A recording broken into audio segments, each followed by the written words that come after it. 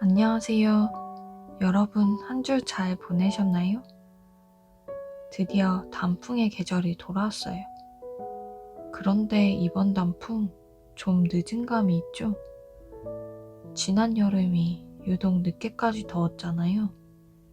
그래서 예년보다 3, 4일 정도 단풍 시기가 늦어졌다고 하더라고요.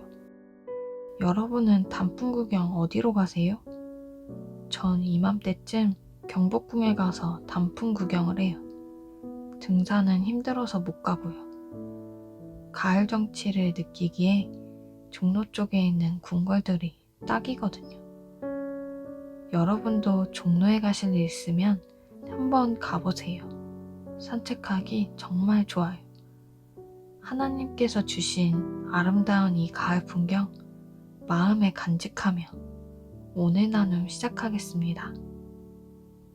오늘은 42번째 메시지입니다. 제목은 기적은 어떻게 할 때 일어나는가 입니다. 저는 오늘 말씀 들으면서 제가 바로 손에 쟁기를 잡고 뒤를 돌아보는 자임을 깨달았어요. 예수님을 바라보고 말씀에 순종한다고 했지만 자꾸만 계속해서 세상을 바라보고 있었거든요. 말씀 들으면서 정말 많이 회개했어요. 그럼 잘 들어주세요. 저는 조금 있다 금방 다시 올게요. 마지막 사람은 먼저 가족들과 작별한 후에 예수님을 따르겠다고 합니다. 이 사람에게는 예수님이 먼저가 아니라 가족이 먼저라는 내면을 아신 예수님께서는 손에 쟁기를 잡고 뒤를 돌아봐서는 안 된다고 말씀하시면서 예수님을 따르기 위해서는 다른 것을 봐서는 안 되고 오직 따라야 하는 예수님만을 바라봐야 비로소 예수님을 따를 수 있다는 것을 가르쳐 주십니다. 따라해 볼까요? 예수님을 따르기 위해서는 오직 따라야 하는 예수님만 바라봐야 한다. 손에 쟁기를 잡고 뒤를 돌아보는 자, 세상을 바라보는 자를 의미하는 것입니다. 이러한 자는 손에 쟁기를 잡고 뒤를 돌아보는 자와 같아서 밭을 기경할 수 없다. 예수님을 따를 수 없게 된다는 것입니다. 그래서 빌립보서 3장에서 바울은 형제들아, 나는 아직 내가 잡은 줄로 여기지 아니하고 오직 한 일, 즉 뒤에 있는 것을 잊어버리고 앞에 있는 것을 잡으려고 표대를 향하여 그리스도 예수 안에서 하나님이 위에서 부르신 부름의 상을 위하여 달려가노라. 이렇게 고백한 것입니다. 어쩌면 예수님만 바라보며 산다는 것이 물 위를 걷다 빠진 베드로와 같은 일에 되풀이라 볼 수 있을런지 모르겠습니다. 하지만 이러한 삶이 우리가 천국 가기 위해 치루어야 할 대가라면 그렇게 해야 하는 것이 맞습니다. 이 자리에 계신 분들 중에는 땅 위를 걷는 것도 물 위를 걷는 것만큼이나 어려운 일이라고 느끼시며 사시는 분들 많으실 것입니다. 맞습니다. 둘 다 기적이 필요하기는 마찬가지입니다.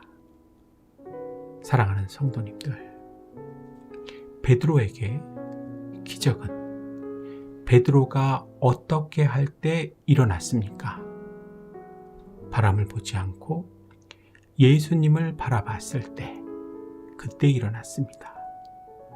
바람을 보다, 세상을 보다, 그래서 물에 빠지기를 반복할지라도 우리의 삶에 기적을 주시기 위해 오직 예수님만 바라보고 살아야 한다고 가르쳐 주시고 있는 것입니다.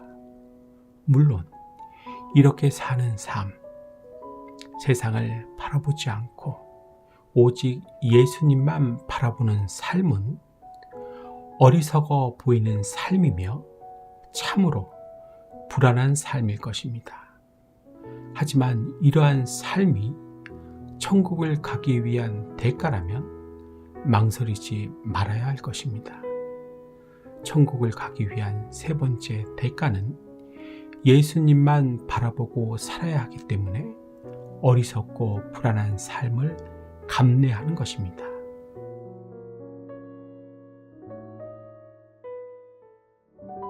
잘 들으셨죠?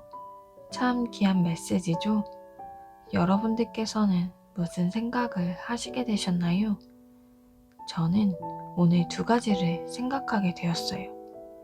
첫 번째는 예수님을 따른다고 하면서 손에 쟁기를 잡고 뒤를 돌아보는, 세상을 바라보는 자가 바로 저였음을 깨닫게 되었어요. 이러면 예수님을 따를 수 없다고 하셨는데, 그래서 제 삶엔 기적이란 것이 없었나 봐요. 자꾸만 이중생활을 하고 있는 저를 아시고 하나님께서 이 말씀 주셨나 봐요. 정말 많이 반성했어요. 두 번째는 기적은 세상이 아닌 예수님을 바라볼 때 일어남을 깨닫게 되었어요. 베드로에게도 바람이 아닌 예수님을 바라볼 때 기적이 일어났잖아요.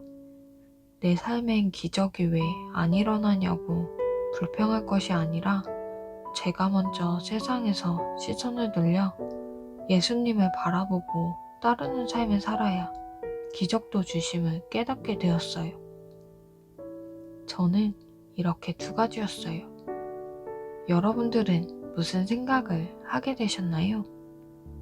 댓글로 서로 나누었으면 좋겠습니다. 하나님께서는 언제나 우리를 새롭게 해주시고 강건하게 또 행복하게 살아갈 수 있는 방법을 말씀을 통해 가르쳐 주세요. 그 하나님 오늘도 나를 지켜보고 계셨을 거예요. 그리고 내일도 함께 해주실 거예요. 여러분, 오늘 하루도 참 잘 사셨어요. 저는 또 다음 시간에 올게요. 하나님께서 함께 하시는 평안한 밤 되세요.